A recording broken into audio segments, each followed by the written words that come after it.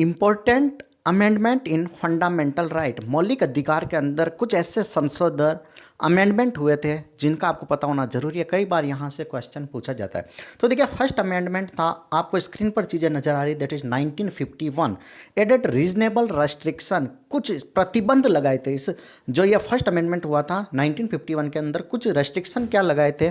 सबसे पहले जैसे रेस्ट्रिक्शन की हम बात करें तो कोई भी आप अगर फॉरेन स्टेट है तो उनके साथ फ्रेंडली रिलेशन से रिलेटेड कुछ रेस्ट्रिक्शन थी।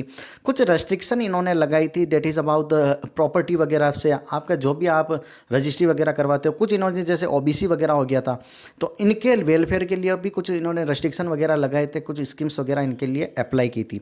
सेकंड है देरी 44th अमेंडमेंट, ये हुआ था 1978 के अंदर, remove right to property. Right to property पहले आर्टिकल 31 के अंदर एक फंडामेंटल राइट, मौलिक अधिकार हुआ करता था। इस फंडामेंटल राइट को इन्होंने रिमूव कर दिया और आर्टिकल 300 है 301 के अंदर जोड़ दिया है, that is the legal right. Fundamental right में आप इसको काउंट नहीं कर सकते हो, लेकिन फिर भी आपको एक लीगल राइट दिया कि सरकार आपसे आपकी प्रॉपर्टी डायरेक्ट नहीं छीन सकती, अगर छीनती है तो उसका मुआवजा देना होगा।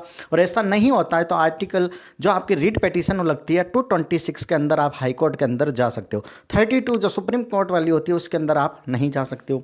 अब next date is the 86th amendment 2002, added article 21A article जोड़ा है, that is the compulsory education for the child.